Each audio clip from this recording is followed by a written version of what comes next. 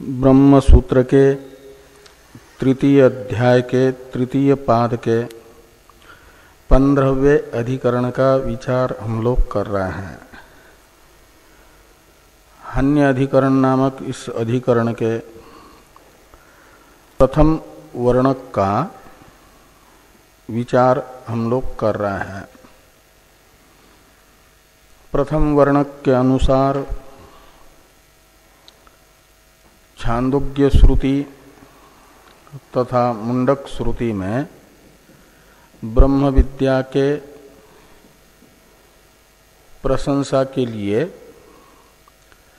हान मात्र कर्मों का ब्रह्मज्ञानी के बताया गया है। अश्व रोम दृष्टांत से, चंद्रमा दृष्टांत से, इन दो दृष्टांतों से तांडी श्रुति में यानी छांदोग्य में ब्रह्म विद्या की प्रशंसा के लिए हानात्मक अर्थवाद वाक्य बताया गया और मुंडक श्रुति में नदी दृष्टांत से कर्म हान को बताने वाला वाक्य बताया गया। वहां पर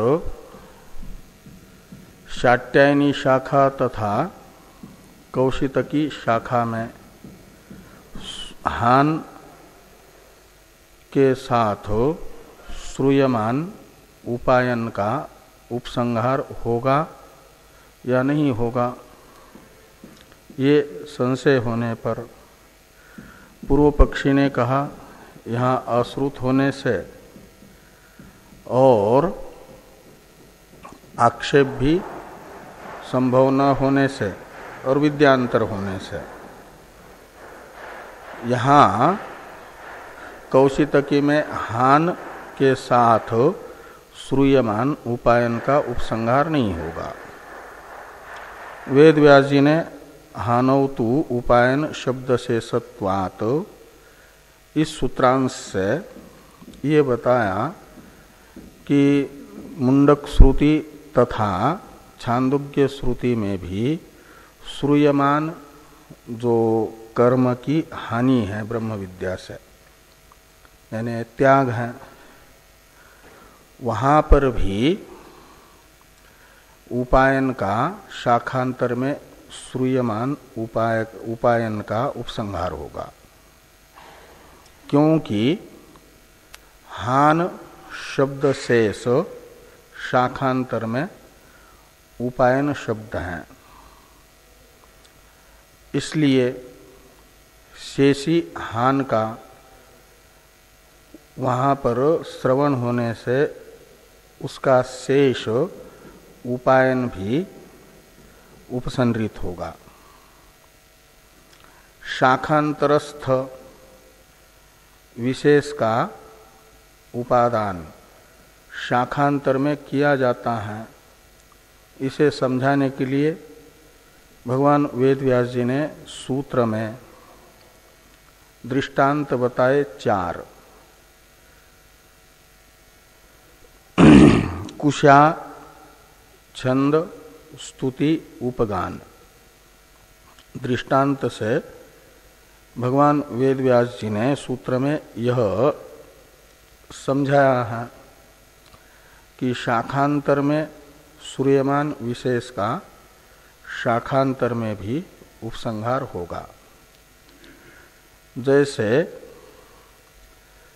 शाखांतर में कुशा में वानस्पत्यत्व मात्र श्रुत था, तो अन्य शाखा में उसमें औदुंबरत्व रूप विशेष श्रुत है, तो वहाँ सामान्य कुशा में वानस्पत्यत्व बोधक वाक्य का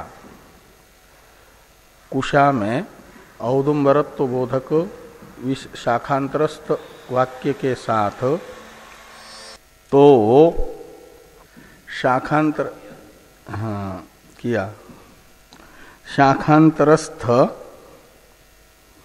विशेष का उपसंहार शाखांतर में भी होता है। इसे समझाने के लिए वो औदुंबर औदुंबरत्व रूप जो विशेष शाखांतरस्थ उसका उपसंहार करके कुशाओं में औदुंबरत्व मात्र माना गया। ऐसे आपके छंद में छंदो भी स्तुवत इस वाक्य ने सामान्य रूप से छंद से स्तुति करने के लिए बताया, लेकिन छंद जो आसुर और दैव विभाग से विभक्त दो प्रकार के हैं, इनका पौर्वापर्य रूप क्रम निश्चित नहीं है वहाँ सामान्य वाक्य में। तो अन्य शाखास्थ वाक्य है दैव छंदांसी पूर्वाणी। इस वाक्य से दैव छंद का क्रम प्रथम हुआ और उसके अनंतर हो गए आसुर छंद। और स्तुति ये कहा गया कि ऋत्विजः उपगान का है उदाहरण, और ये क्या नाम आपके षोडशी ग्रह नामक एक पात्र है, षोडशी ग्रह उसे कहा जाता है, उसका अंगभूत जो स्तोत्र है उसका काल विशेष निर्धारित नहीं है, जहाँ पर वो बताया गया है स्तोत्र वहाँ। तो शाखांतर में काल निश्चित है, समया अध्युषिते सूर्य, इसमें सूर्य के उदय काल के समय वहाँ स्तुति करनी है षोडशी ग्रह की अंगभूत। ऋत्विज उपगायन्ति एक सामान्य वाक्य है, अन्यत्र है नाध्वर्यु उपगायति। इनकी एक वाक्यता करके अर्थ निकलता है अध्वर्यु भिन्न, जो ऋत्विज है वे उपगान करते हैं। इस प्रकार ये शाखांतरस्थ विशेष बोधक वाक्य के साथ सामान्य वाक्य का उपसंहार एक वाक्यत्व करके उपसंहार हुआ, इसके उदाहरण हुए। ऐसे ही शाखांतर्गत जो उपायन है उसका शाखांतर्गत हान के साथ उपसंहार होगा, छांदोग्य में भी और मुंडक में भी। और ये बात वेद में अन्य शाखास्थ विशेष का उपसंहार अन्य शाखा में होता है, ये केवल हम वेदांती ही बता रहे हैं, ऐसी बात नहीं। अपितु तदुक्तम इस अंतिम पद से वेद व्यास जी कहते हैं पूर्व मीमांसक भी इस बात को स्वीकार करते हैं, शाखांतरस्थ विशेष बोधक वाक्य के साथ अन्य शाखास्थ सामान्य वाक्य का एक वाक्यत्व स्वीकार करते हैं। तो जो चौथा पद है इसके व्याख्यान रूप भाष्य की चर्चा हम लोग कर रहे थे। चौथे सूत्र में चौथे पद में कुशा छंद स्तुति उपगानवत की संपूर्ण व्याख्या हो गई है। अब दृष्टांत में भी शाखांतरस्थ वाक्य के साथ शाखांतरस्थ विशेष बोधक वाक्य की एक वाक्यता क्यों स्वीकार करते हैं, ऐसा आक्षेप करके उसका समाधान किया जा रहा है। अवतरण में यही आक्षेप टीकाकार बता रहे हैं, श्रुत्यंतर कृतम ही विशेषम इत्यादि के अवतरण में। टीका में देखिए, ननु कुशादि वाक्यानाम अपि किम इति विशेष श्रुत्यंतरैक वाक्यता अभ्युपगम्यते तत्र आह श्रुत्यंतर कृतम ही इति। तो कहते हैं कुशादि जो वाक्य हैं सामान्य अन्य शाखास्थ, उनकी विशेष श्रुत्यंतर के साथ, शाखांतरस्थ विशेष बोधक श्रुति के साथ एक वाक्यता क्यों स्वीकार की जा रही है? इस प्रकार का प्रश्न होने पर तत्र आह इत्यादि से ये कहा जा रहा है कि इस प्रश्न का उत्तर भगवान भाष्यकार बता रहे हैं शाखांतर कृतम इत्यादि से। तो श्रुत्यंतर कृतम ही विशेषम, श्रुत्यंतरे अनभिपगच्छतः सर्वत्रैव विकल्प स्यात्।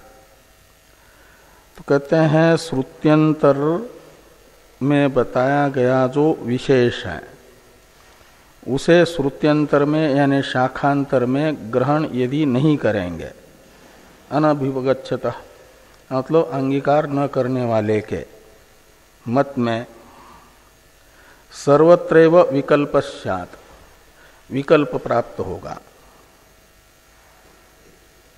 शाखांतरस्थ विशेष का उपसंहार न करने पर विकल्प की प्राप्ति होती है, और विकल्प को स्वीकार करना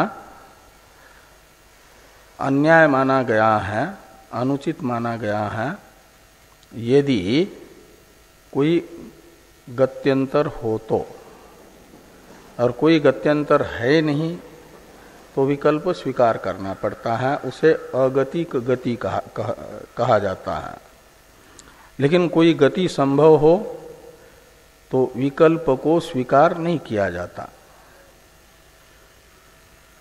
ये यहाँ पर कह रहे हैं कि सच अन्याय, भाष्य में ही आगे वाले वाक्य में कि सच अन्याय, स यानी विकल्प अन्याय है, अनुचित है।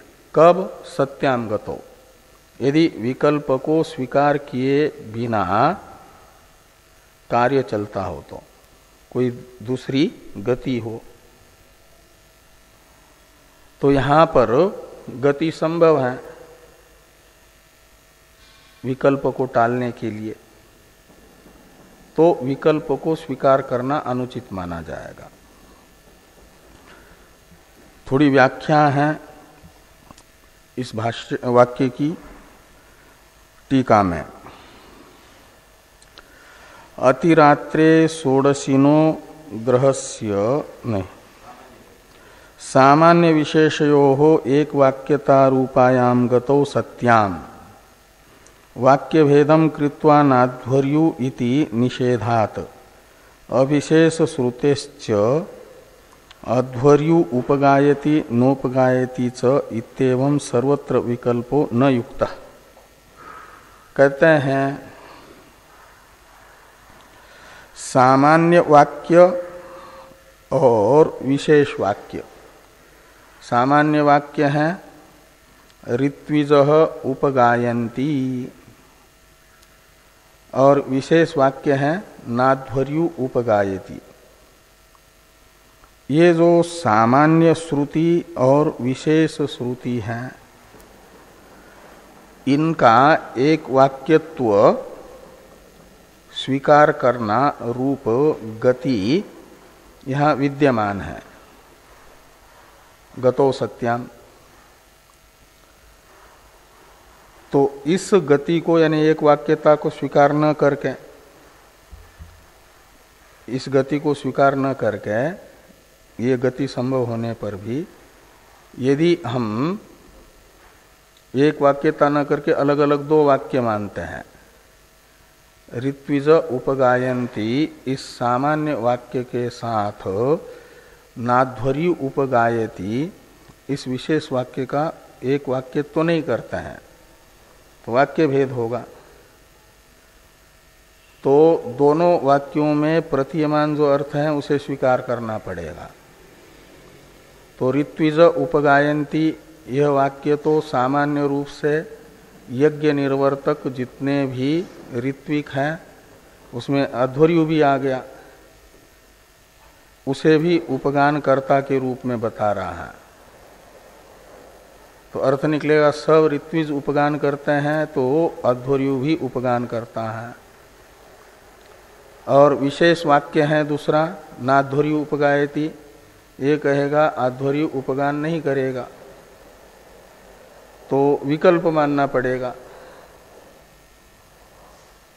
और ये विकल्प जब एक वाक्य तो नहीं करते हैं तब मानना पड़ता है।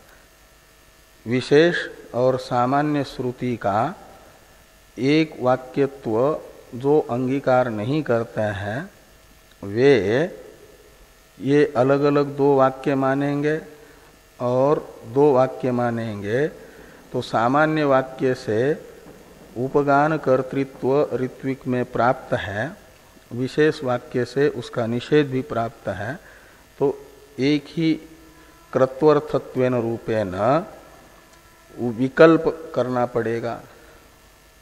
अध्वर्यु उपगान करता भी है नहीं भी करता है, तो विकल्प प्राप्त होगा। ये विकल्प स्वीकार करना अन्याय है, अनुचित है। यदि एक वाक्य तो सामान्य विशेष वाक्य में एक वाक्यता स्वीकार करना रूप गति विद्यमान हो तो उसे स्वीकार न करके विकल्प को स्वीकार करना अन्याय है। क्यों अन्याय है? तो कहते हैं इसलिए अन्याय है कि विकल्प में दुष्ट होता है, उसमें महान दोष है। 8 दोष स्वीकार करके विकल्प को स्वीकार करना पड़ता है। ये आगे कह रहे हैं टीकाकार। तो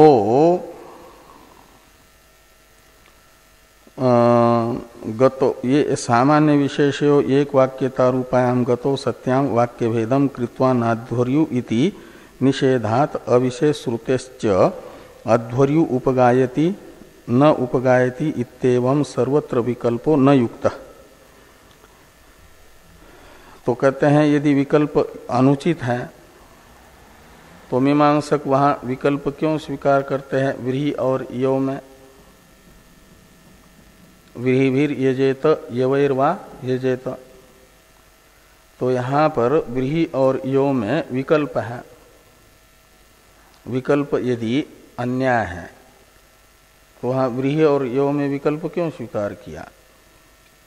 तो कहते हैं हमने कहा गतो सत्याम, गति यदि हो तो विकल्प स्वीकार करना अन्याय है, और गति न हो दूसरी तो फिर विकल्प को स्वीकार किए बिना कोई दूसरा विकल्प ही नहीं है, विकल्प को ही स्वीकार करना पड़ रहा है। विकल्प का दूसरा कोई विकल्प न हो तो विकल्प को ही स्वीकार करना पड़ेगा। तो ये कह रहे हैं कि व्रीहि यवयोस्तु अगत्या विकल्प आश्रित इत्यर्थ। तो अन्य कोई गति वहाँ न होने के कारण व्रीहि और यो में विकल्प को स्वीकार किया गया है।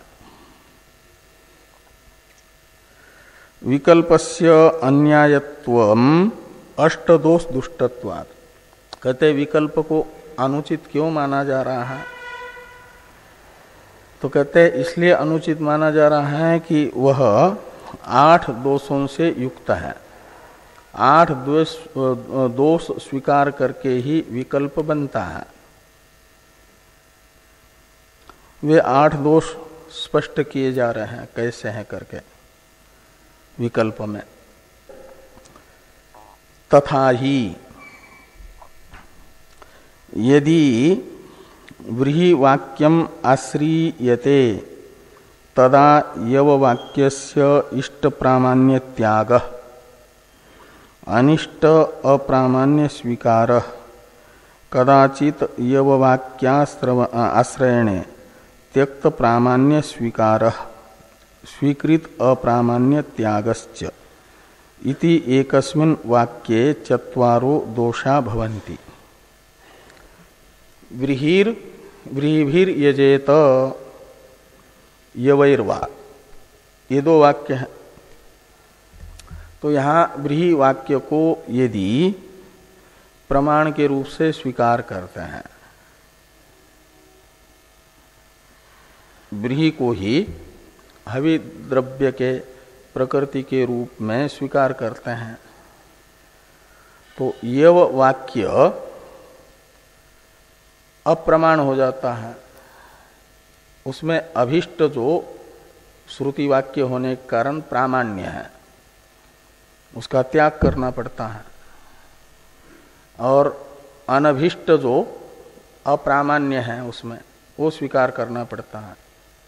तो यव व्रीहि वाक्य को स्वीकार करने पर यव वाक्य में अभिष्ट प्रामाण्य का त्याग एक दोष, अनभिष्ट अप्रामाण्य का स्वीकार दूसरा दोष, और कभी विकल्प होने के कारण यो को यदि स्वीकार करते हैं यो वाक्य को, तो फिर उसमें त्यागा गया जो इष्ट प्रामाण्य था वो त्यागे हुए का अंगीकार, ये तीसरा दोष।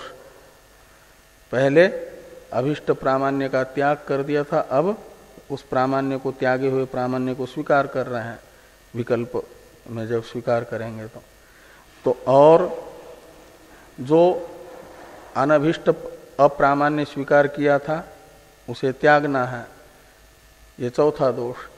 तो इस प्रकार यव वाक्य में चार दोष आते हैं। कब? यदि विकल्प को स्वीकार करते हैं तो। ऐसे ही व्रीहि वाक्य में भी चार दोष आएंगे। जब हम यव वाक्य को स्वीकार करेंगे तो व्रीहि में अभिष्ट जो प्रामाण्य है उसका त्याग, अनभिष्ट अप्रामाण्य का ग्रहण, और विकल्प करेंगे तो कभी व्रीहि का आश्रय लेते हैं तो व्रीहि में फिर त्यागे हुए प्रामाण्य का अंगीकार और स्वीकार किए हुए अप्रामाण्य का त्याग। ऐसे ये 8 दोष विकल्प में आते हैं। जिन दो वाक्यों में विकल्प किया है उन दोनों वाक्यों में 4-4 दोष। तो जैसे यव वाक्य में 4 दोष आए, ऐसे कहते हैं एवं व्रीहि वाक्येपि चत्वारो दोषा। तो यव वाक्य के तरह व्रीहि वाक्य में भी चारों दोष आ जाएंगे तो 8 दोष हो जाएंगे। तो इस प्रकार विकल्प जो है 8 दोषों से युक्त है। तो दुष्ट विकल्प परिहाराय, इस प्रकार का जो दोष युक्त विकल्प है इसका ये प्राप्त न हो सर्वत्र, इसलिए शाखांतरस्थ विशेष के साथ भी शाखांतरस्थ वाक्य की एक वाक्यता स्वीकार करके माना जा रहा है ये गति है एक वाक्यत्व रूप। ये कह रहे हैं कि परिहाराय भिन्न शाखा श्रुत्यो अपि एक वाक्यता जैमिनी सम्मता। तो भिन्न शाखा स्थ श्रुतियों की भी एक वाक्यता, यद्यपि वहाँ प्रकरण विरोध होता है लेकिन वो प्रकरण विरोध कोई बहुत भारी दोष नहीं है। वेद को लेकर के तो एक ही है, 8-8 दोष स्वीकार करने की अपेक्षा। तो भिन्न शाखास्थ श्रुतियों में भी एक वाक्यता केवल हम ही मान रहे हैं ऐसी बात नहीं, अपितु जैमिनी जी भी स्वीकार करते हैं, उनको भी ये सम्मत है। इसके लिए भगवान भाष्यकार ने सूत्र में जो अंतिम पद है उसे कहा है कि तद उक्तम भाष्य में।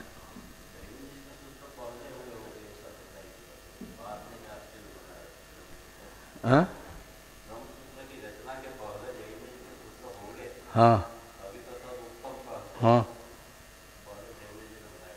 पूर्व मीमांसा पहले बना है, फिर ब्रह्म सूत्र। हाँ, तो यानी जैमिनी जी व्यास जी के शिष्य हैं और उन्होंने ग्रंथ लिखा। व्यास जी ने पहले दूसरे लिखे, ब्रह्म सूत्र बाद में लिखा। तो तदुक्तम द्वादश लक्षण्याम, द्वादश लक्षणी है पूर्व मीमांसा ग्रंथ, लक्षण कहते हैं अध्याय को। तो द्वादश यानी 12 अध्याय हैं जिस ग्रंथ में, उसे कहा जाता है द्वादश लक्षणी। 12 अध्याय वाला ग्रंथ। उसमें एक सूत्र है, उस सूत्र को बताया जा रहा है। अपितु वाक्य शेषत्वात् इतरः पर्युदास स्यात् प्रतिषेधे विकल्प स्यात् इति। इति यानी इति अनेन अधिकरणेन। ये जो सूत्र है, इस सूत्र से जैमिनी जी ने यही कहा है कि दुष्ट विकल्प को टालने के लिए शाखांतरस्थ सामान्य विशेष श्रुति में एक वाक्यता स्वीकार की जाती है। ऐसा इस सूत्र से जैमिनी जी मानते हैं। इस सूत्र का स्पष्टीकरण है टीका में। टीका को देखिए। ज्योतिष्टोम प्रकरणे दीक्षितो न जुहोति इति श्रुतम यावत् जीवम अग्निहोत्रम जुहियात इति च अन्यत्र श्रुतम तत्र यदि न दीक्षित वाक्यम होम प्रतिषेधकम स्यात् तदा कृत्वर्थत्वात् निषेधो अनुष्ठेय यावत् जीव विधिना होमो वा अनुष्ठेय इति विकल्प स्यात् स च अन्याय। तो ये कहते हैं ज्योतिष्टोम याग के प्रकरण में एक वाक्य आया, दीक्षितो न जुहोति, दीक्षितो न जुहोति। इस वाक्य का अर्थ है जिसने ज्योतिष्टोम याग की दीक्षा ली है वह होम नहीं करेगा। का मतलब जो अग्निहोत्र है, नित्य अग्निहोत्र, वो नहीं करेगा दीक्षित। और दूसरा वाक्य है इति श्रुतम, ये हुआ न दीक्षित वाक्य।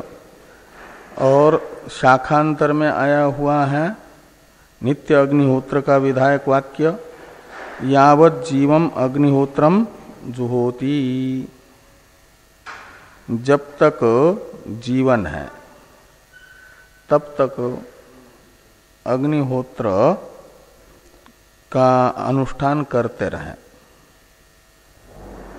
एक दिन भी बीच में व्यवधान न करें। ये वाक्य नित्य अग्निहोत्र करने के लिए कह रहा है। और दीक्षितो न जुहोति, ये वाक्य कह रहा है कि याग में दीक्षित यजमान जब तक याग होना है तब तक अग्निहोत्र न करें।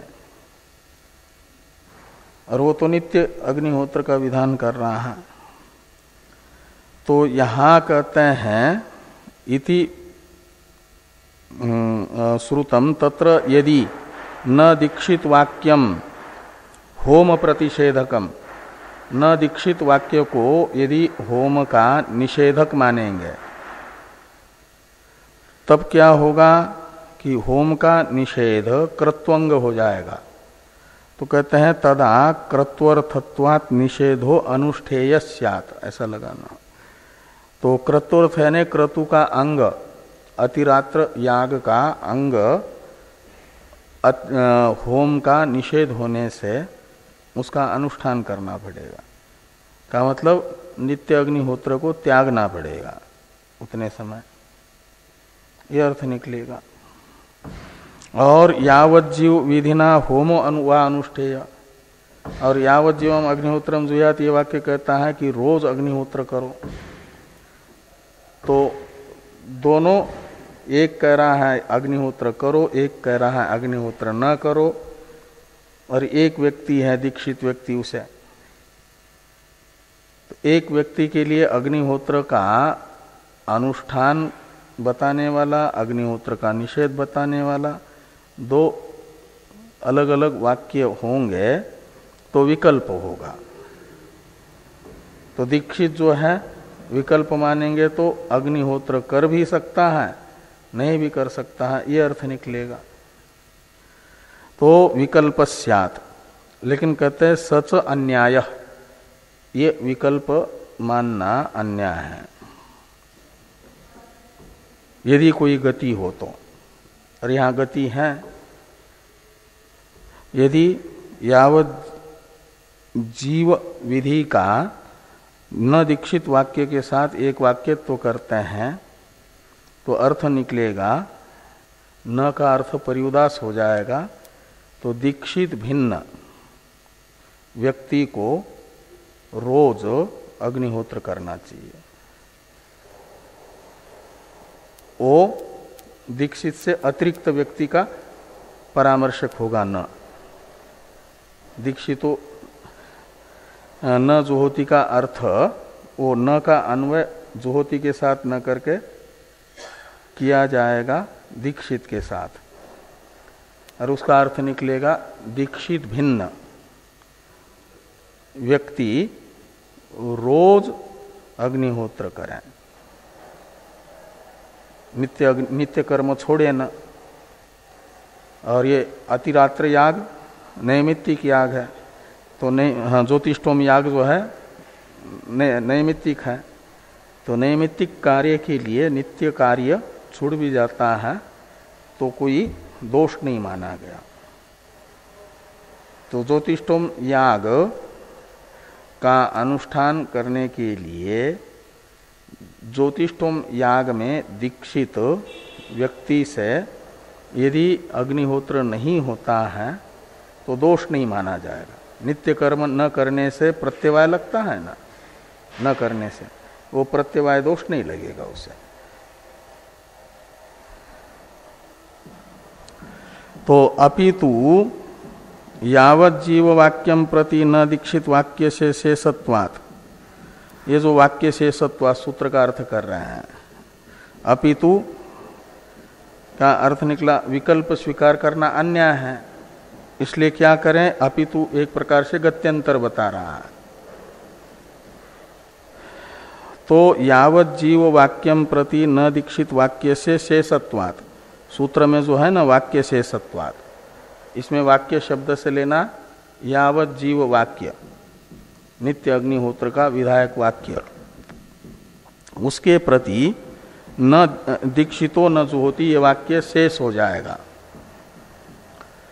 तो वाक्यम प्रति न दीक्षित वाक्य से शेषत्वात् नकार इतर पर्युदासार्थक, नकार हो जाएगा ओ इतर पर्युदास, इसमें इतर से लिया जाएगा न जिसके साथ अन्वित होता है उससे इतर।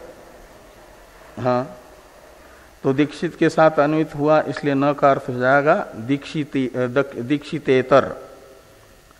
तो दीक्षित इतर को नित्य अग्निहोत्र करना है, यह अर्थ निकलेगा।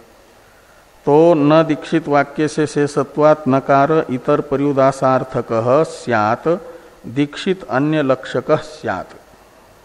इतर पर्युदास स्यात् का अर्थ कर दिया कि दीक्षित अन्य लक्षक स्यात्।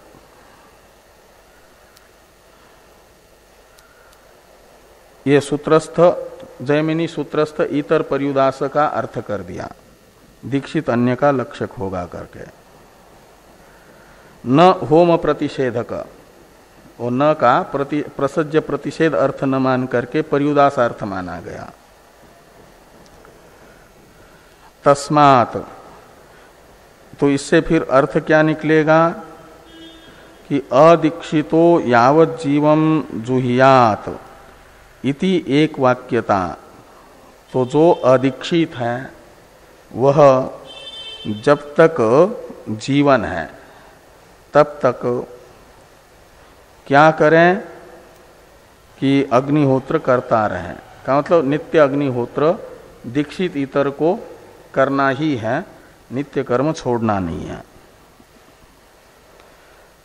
तो अदीक्षितो यावत जीवम जुह्यात इति एक वाक्यता रूप गति हो गई है, अपितु से गति बताई गई, गत्यंतर है ना, इसलिए न दीक्षित अधिकरण सिद्धांत सूत्रार्थ। ये अपितु वाक्य शेषत्वात् इतर पर्युदास स्यात् प्रतिषेधे विकल्प स्यात्, ये पूर्व मीमांसा का सिद्धांत सूत्र है। न दीक्षित अधिकरण है वहां, जैसे यहाँ पर अधिकरणों का नाम होता है ना, अभी वर्तमान जो अधिकरण इसका अन्य अधिकरण है, ऐसे पूर्व मीमांसा के जिस अधिकरण में ये पूर्व मीमांसा का सिद्धांत सूत्र आया है उस अधिकरण का नाम है न दीक्षित अधिकरण। इसलिए टीकाकार ने लिखा कि न दीक्षित अधिकरण सिद्धांत सूत्रार्थ ये है जो बताया गया। अब ये जो भाष्य में लिखा है कॉमा में, अपितु इनवर्टर कॉमा में लिखा है ना, अपितु वाक्य शेषत्वात् इतर पर्युदास स्यात् प्रतिषेधे विकल्प स्यात्, ये भाष्य रत्न प्रभाकार के मत में जयमिनी जी का अक्षरशः सूत्र है, भाष्य में लिखा हुआ। पूर्व मीमांसा में ऐसा ही सूत्र है न दीक्षित अधिकरण में। लेकिन वाचस्पति मिश्र जी इसे ये मानते हैं कि अर्थतः पढ़ा गया सूत्र का अक्षरशः पाठ तो अलग है और ये अर्थतः उस सूत्र का पाठ है, ऐसा मिश्र मानते हैं, यानी वाचस्पति मिश्र जी मानते हैं, भामतीकार। ये टीकाकार बता रहे हैं भाष्य रत्न प्रकार। लेकिन कहते हैं उनका ये मानना चिंत्य है, चिंता का विषय है। ये लिख रहे हैं आगे कि अत्र भगवत्पादैहि सूत्रम एव पठितम, अत्र यानी यहाँ पर भाष्य में तदुक्तम द्वादश लक्षण्याम के बाद में अपितु वाक्य शेषत्वात् इतर पर्युदास स्यात् प्रतिषेधे विकल्प स्यात् इति, ये जो हैं ये भगवान भाष्यकार ने सूत्र ही लिखा हुआ है अक्षरशः, जैसा पूर्व मीमांसा में न दीक्षित अधिकरण में सूत्र है ऐसा सूत्र का पाठ है। लेकिन इसे वाचस्पति मिश्र जी, मिश्रई शब्द से वाचस्पति मिश्र जी को लेना कि मिश्रईस्तु पर्युदासाधिकरण सिद्धांत सूत्रम अपितु वाक्य शेष स्यात् अन्यायत्वात् विकल्पस्य विधिनाम एकदेश स्यात् इति स्थितम अत्र अर्थतः पठितम इति उक्तम तच्चिंत्यम। तो ये कहते हैं कि मिश्रई यानी भाष्यकार के भाष्य की टीका वाचस्पति मिश्र जी की भी है ना, भामती। तो भामती में भामतीकार ने, वाचस्पति मिश्र जी ने ऐसा कहा है कि पर्युदास अधिकरण सिद्धांत सूत्रम अर्थतः पठितम, भाष्यकार ऐसा समझना। तो वो ये न दीक्षित अधिकरण का सूत्र न मान करके इसे पर्युदास अधिकरण का सिद्धांत सूत्र माना है वाचस्पति मिश्र जी ने, और कहते हैं उसका पाठ अक्षरशः भाष्यकार भगवान ने न करके अर्थतः उसका पाठ किया है। तो अक्षरशः वह पर्युदास अधिकरण का सिद्धांत सूत्र कैसा है? तो वाचस्पति जी का कहना है कि ये सूत्र है अक्षरशः, अपितु वाक्य शेष स्यात् अन्यायत्वात् विकल्पस्य विधिनाम एक देश स्यात्। ये है पूर्व मीमांसा में पर्युदास अधिकरण का सिद्धांत सूत्र अक्षरशः। और इस सूत्र को कहते हैं इति स्थितम, यानी ऐसा वस्तुतः ये पर्युदास अधिकरण का सिद्धांत सूत्र है। और उसे अत्र अर्थतः पठितम, भगवान भाष्यकार ने इस पर्युदास अधिकरण के सिद्धांत सूत्र का अर्थतः पाठ किया है, उसे पढ़ा है, अक्षरशः नहीं। इति उक्तम मिश्रई, यानी वाचस्पति मिश्रई, ऐसा कहा गया है उनके द्वारा। लेकिन उनका ये कहना भाष्य रत्न प्रभाकार को स्वीकार्य नहीं है, इसलिए कहते तच्चिंत्यम, उनका ये कहना चिंतन का विषय है। हाँ, अस्वीकार करते, लेकिन कहते चिंतन का विषय का अर्थ है कि थोड़ा उनका आदर भी कर रहा है न वाचस्पति मिश्र का, क्योंकि ये तो न दीक्षित अधिकरण के सिद्धांत सूत्र का अर्थतः पाठ नहीं है, शब्दतः पाठ है। जैसा है ऐसा ही पूर्व मीमांसा खोल करके देख सकते हैं, इन्होंने देखा है। हाँ, तो इसलिए, और इन्होंने मिश्र जी ने भी लिखा है इसी पहली पंक्ति में, इसी हाँ हाँ, तो भामती का वो सूत्र दिया है तद उक्तम द्वादश लक्षण्याम, इस प्रतीक के बाद में उसी पृष्ठ पर अपितु वाक्य शेष स्यात् अन्यायत्वात् विकल्पस्य विधिनाम एक देश स्यात् इति एतदेव सूत्रम अर्थद्वारेण पठति। अपितु वाक्य शेषत्वात् इतर पर्युदास स्यात् प्रतिषेधे विकल्प स्यात् सच अन्याय इति। ऐसा अर्थतः पाठ पर्युदास सूत्र का माना है भामतीकार ने इस वाक्य से, लेकिन वो चिंतनीय है, ये टीकाकार का कथन है। आगे हैं सूत्रार्थस्तु। तो पहले तो न दीक्षित अधिकरण के सिद्धांत सूत्र का अर्थ बताया, अब कौन से सूत्र का अर्थ बताने जा रहे हैं? तो जो पर्युदास अधिकरण का सिद्धांत सूत्र है, जैमिनी क्या नाम, ये वाचस्पति मिश्र जी ने जिस पर्युदास अधिकरण के सिद्धांत सूत्र का अर्थतः पाठ माना है, उस सूत्र को यहाँ पर सूत्रार्थस्तु में सूत्र शब्द से लीजिए, और उसका अर्थ अभी बताया जा रहा है टीका में। यज्ञ मात्रे ये यजामहे इति प्रयोक्तव्यम इति श्रुतम। तो ये एक सामान्य वाक्य आया, यह बताता है कि जितने भी यज्ञ हैं उन सब में ये यजामहे इस क्रियापद का प्रयोग करना चाहिए। ये यजामहे।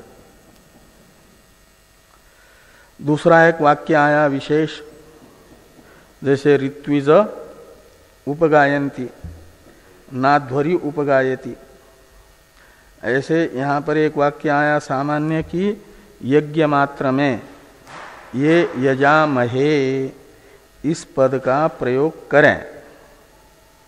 और दूसरा वाक्य आया कि नानु याजेषु ये यजामहं करोति इत्यपि श्रुतम, ये भी अन्य शाखा में सुना गया। तो कहते हैं तत्र नकारस्य निषेधकत्वेपि अतिरात्रे षोडशी ग्रहण अग्रहणयो इव अनुयाजेषु यज्ञत्व अविशेषात् प्रयोक्तव्यम निषेधात् न प्रयोक्तव्यम इति विकल्पस्यात्। तो ये जो अपितु वाक्य शेषस्यात्, ये जो पर्युदास अधिकरण का सिद्धांत सूत्र है उसका अर्थ करने जा रहे हैं कि तत्र नकारस्य निषेधकत्वे, तो ये जो नानु याजेसु ये यजामहम करोति, इस वाक्य में यदि नकार को निषेध अर्थक मानेंगे तो क्या होगा? अतिरात्रे षोडशी ग्रहणा ग्रहणयो इव। तो अतिरात्र याग में जैसे षोडशी पात्र का ग्रहण अग्रहण में विकल्प है, ऐसा ये यजामहे पद के प्रयोग में भी विकल्प प्राप्त हो जाएगा यदि न को निषेध अर्थ में मानते हैं तो विकल्प प्राप्त होगा। ये कह रहे हैं कि अतिरात्रे षोडशी ग्रहणा ग्रहणयो इव अनुयाजेषु यज्ञत्व अविशेषात् प्रयोक्तव्यम। यज्ञ मात्र में ये यजामहे का प्रयोग करना है तो अनुयाज भी यज्ञ है, तो उसमें भी सामान्य वाक्य से ये यजामहे पद का प्रयोग प्राप्त होगा। और नानुयाजेषु ये यजामहम करोति, इससे निषेध होगा, इसलिए विकल्प होगा। तो अपितु वाक्य शेषत्वात् वाक्य अपितु ये विकल्प जो प्राप्त होगा निषेध मानने पर, कहते हैं तस्य च अन्यायत्वात्, ये विकल्प को स्वीकार करना अन्याय होने से, अनुचित होने से क्या किया जाएगा? तो ये यजामह विधेरेव नानुयाज वाक्यम एकदेश स्यात्, ये अपितु वाक्य शेष स्यात् विधि नाम एक देश स्यात्। ये जो अंतिम पद है ना, उसका अर्थ कर रहे हैं कि ये यजामहे, इस पद का प्रयोग विधान करने वाला जो वाक्य है उसे कहा जा रहा है ये यजामह विधि, और उसका एक देश हो जाएगा नानु याजेसु ये यजामहम करोति, उसे एक देश माना जाएगा। का मतलब एक वाक्यता की जाएगी दोनों में, और एक वाक्यता करने से क्या हो जाएगा? पर्युदास बन जाएगा। तो पर्युदास वृत्त्या विधि वाक्य शेष स्यात् इति यावत्, तो पर्युदास वृत्ति से क्या हो जाएगा कि विधि वाक्य का शेष हो जाएगा निषेध वाक्य, तो अर्थ निकलेगा अनुयाज भिन्न याग में, यज्ञ में ये यजामहे शब्द का प्रयोग करना चाहिए। अनुयाज भिन्न यज्ञ में, ऐसा अर्थ निकलेगा। हाँ, दीक्षित भिन्न अग्निहोत्र करें, ये अर्थ निकलता है। ऐसे यहाँ अनुयाज यज्ञ भिन्न यज्ञों में ये यजामहे पद का प्रयोग करें, ये एक वाक्यता करते हैं तो अर्थ निकलता है, तो विकल्प छूट जाता है। तो पर्युदास वृत्त्या विधि वाक्य शेष स्यात् इति यावत् यानी इत्यर्थ। तथा च अर्थ ये निकलेगा अनुयाज भिन्नेषु यागेषु ये यजामहे इति प्रयोक्तव्यम इति एक वाक्यता। तो एक वाक्यता रूप गत्यंतर विद्यमान होने से विकल्प को स्वीकार नहीं किया, वह अष्टदोष से दूषित होने से विकल्प। इति प्रयोक्तव्यम इति एक वाक्यता इति। इस प्रकार ये प्रथम वर्णक का विचार पूरा हो जाता है। अब अथवा एतासु एव विधुनन श्रुतिषु इत्यादि भाष्य वाक्य से दूसरा वर्णक प्रारंभ हो रहा है। प्रथम वर्णक पूरा हुआ, कल से द्वितीय वर्णक का विचार होगा। अधिकरण वही रहेगा, प्रकारांतर से इसी अधिकरण का विचार होगा। ओम पूर्णमदः पूर्णमिदम्